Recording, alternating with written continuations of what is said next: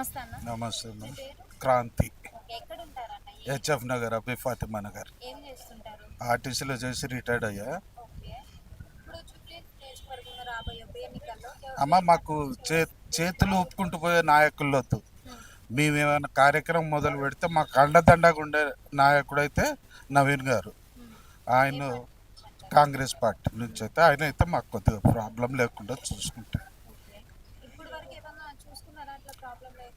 గత కొన్ని సంవత్సరాల నుంచి మేము ఇక్కడ అమ్మవారిని పెడతాం. ప్రతి పండుగకు వస్తాడు. ఎప్పుడు రమ్మంటే అప్పుడు వస్తాడు మాకు. ఓకే. మంచిగా చేస్తున్నారా? చాలా బాగుంది. ఆయనకే టికెట్ కావాలని కూడా కోరుకుంటున్నాం. ఓకే. రేవంత్ రెడ్డి గారి పరిపాలన ఎలా ఉంది? బెటర్. అవునా? ఓకే. మరైతే ఇప్పుడు మళ్ళీ కూడా రేవంత్ రెడ్డి గారు వచ్చే అవకాశం ఉందంటారా? రాకుంటారా? చేసే పనులను చూసి చేయాలి. వస్తే రావచ్చు. రైట్.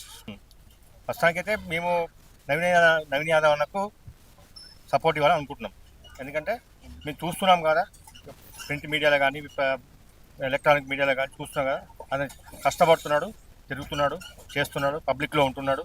కాబట్టి అతనికి కూడా ఒకసారి ఛాన్స్ ఇస్తే అతను కూడా చేసి చూపిస్తాడు కదా, దాన్ని ఏంటిదని ప్రూఫ్ చేసుకుంటాడు కదా.